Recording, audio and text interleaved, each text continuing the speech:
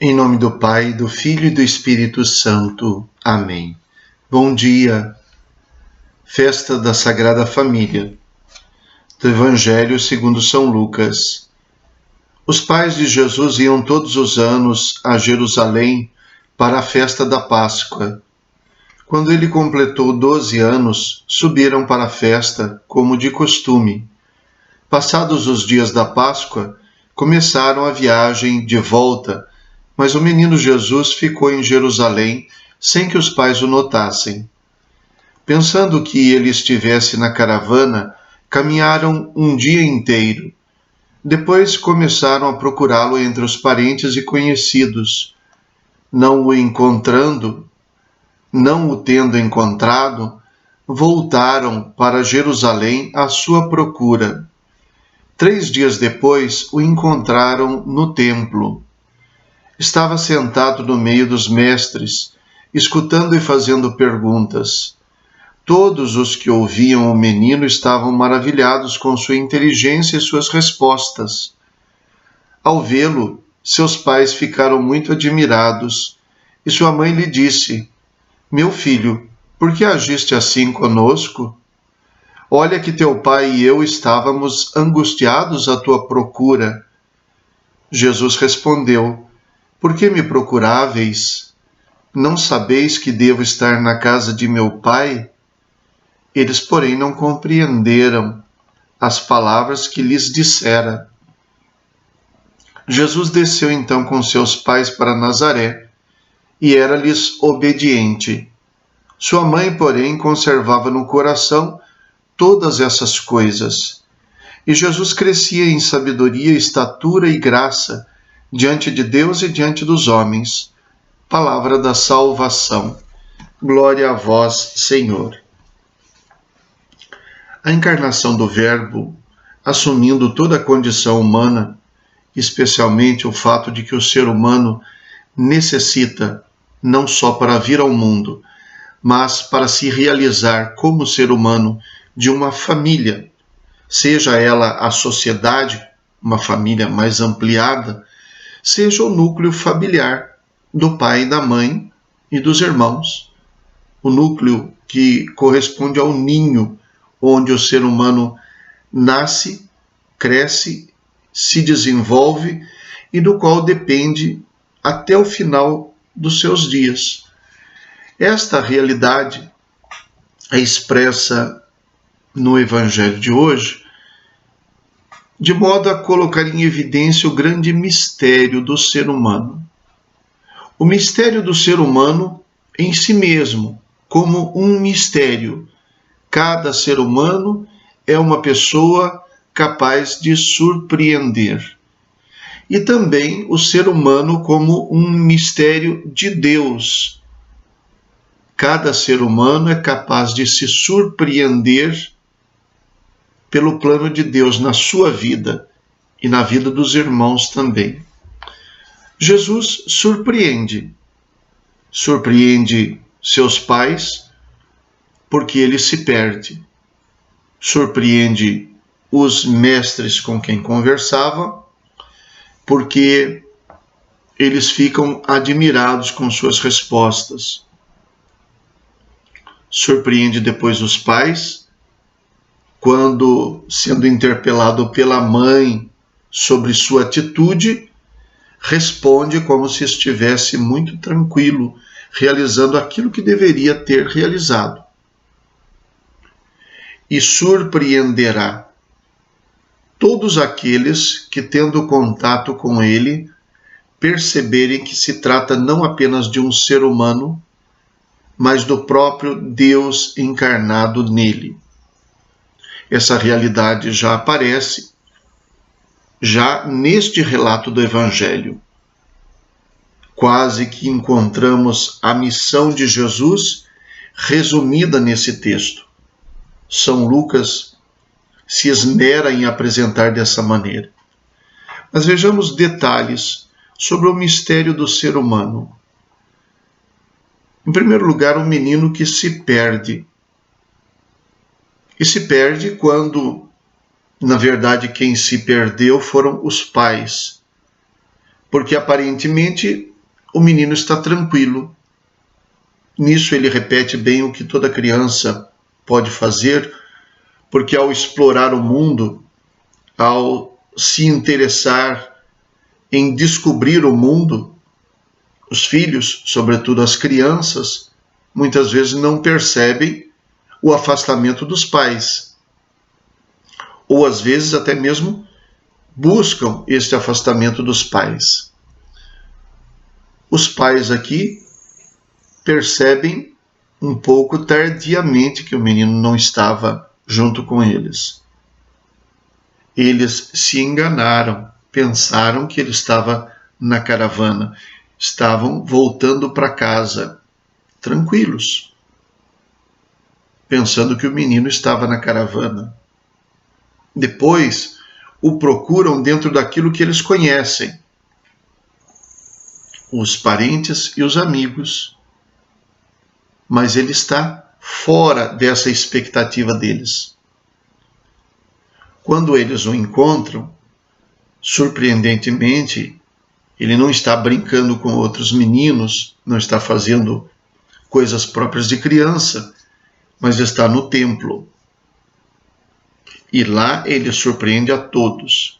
É curioso o que o Evangelho diz, porque diz que ele estava no templo escutando e fazendo perguntas, como se fosse um aprendiz diante dos mestres.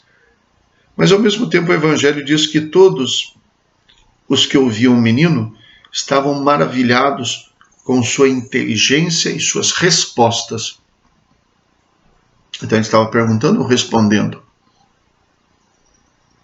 Provavelmente ele estava fazendo as duas coisas. Ele estava dialogando, interpelando, se relacionando.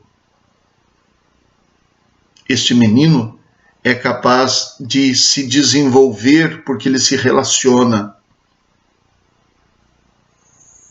E é exatamente essa missão que ele vai exercer depois, a missão de se relacionar com as pessoas. No fundo, a nossa vida humana como família, no desenvolvimento da nossa vida neste mundo, depende essencialmente da nossa relação. Nós não crescemos tanto lendo, pesquisando, quanto nós crescemos nos relacionando. E é neste mistério de relação que nós encontramos Deus buscando o ser humano, porque quer se relacionar com o ser humano. E convida o ser humano a se relacionar com ele. O menino então surpreende depois a mãe, quando mostra a sua tranquilidade. Por que fizeste isso? Olha que teu pai e eu estávamos aflitos à tua procura. Por que me procuráveis? Não sabeis que devo estar na casa de meu pai? Essa sua tranquilidade. Então as ações do menino mostram uma realidade da vida humana, que é o fato de que cada ser humano é um mistério. Nós podemos nos surpreender com as pessoas. Devemos aprender a escutar e fazer perguntas. Devemos aprender a entender e dar respostas. Isso nos levará naturalmente ao ato de contemplar o mistério do ser humano, a nos admirarmos com as pessoas, a observarmos as pessoas e procurar saber mais sobre elas, ao mesmo tempo em que nós também nos mostramos às pessoas, porque nós nos descobrimos através das pessoas. De uma certa maneira, as pessoas nos dizem quem nós somos, ou pelo menos como nos veem, e isso nos ajuda, nos dá noções que nós jamais teríamos. Nós, no fundo, somos um mistério para nós mesmos. Somente Deus nos conhece por dentro e por fora, e nós, neste mundo, precisamos ter a capacidade de nos admirarmos com a nossa humanidade e com a humanidade dos nossos irmãos. Depois, o mistério de Deus. Aqui, encontramos vários sinais neste evangelho que já mostram a missão do Filho de Deus. Primeiro, o fato de que ele se perde e 3 dias depois é reencontrado no templo. Há uma menção explícita à paixão e morte de Jesus, seguida da sua ressurreição, 3 dias depois. Então aqui se aponta para a sua paixão. Depois também há um aceno muito forte para a sua divindade.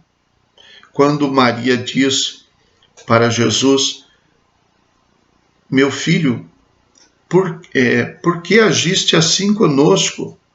Olha que teu pai e eu estávamos angustiados. É interessante. A mãe pergunta: por que agiste assim? E o filho responde: por que me procuráveis? Por quê? Há uma surpresa mútua aqui, uma admiração mútua diante da atitude. Então Maria diz: olha que teu pai e eu estávamos à tua procura. Teu pai quem? José. Por que Maria fala colocando José antes dela? Teu pai e eu. Não é só por humildade, é pelo fato de que ela aponta para a humanidade de Jesus, para a expectativa dos seus pais. E ele responde: por que me procuráveis? Não sabeis que devo estar na casa de meu pai? Qual pai? José? Não, Deus.